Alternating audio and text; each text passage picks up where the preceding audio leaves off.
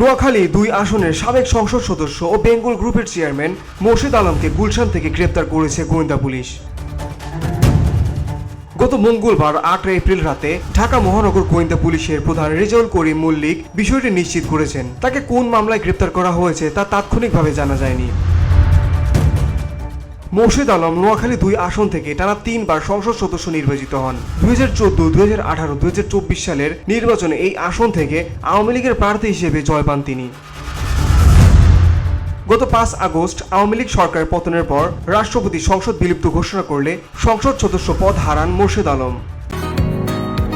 বসুন্ধরা, উত্তরা, বনশ্রী, কুড়িল ও বাড্ডা সহ রাজধানীর বিভিন্ন স্থানে অভিজাত ও অত্যাধুনিক মানের ফ্ল্যাট কেনার এক নির্ভরযোগ্য প্রতিষ্ঠান প্লেজেন্ট প্রপার্টিজ লিমিটেড। তাই আপনার স্বপ্নের আবাসনের জন্য আজই যোগাযোগ করুন। Pleasant properties limited, where destiny matures eventually।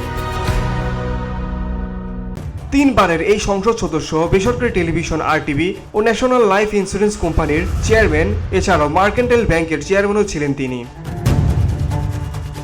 Beauty Bangla news desk.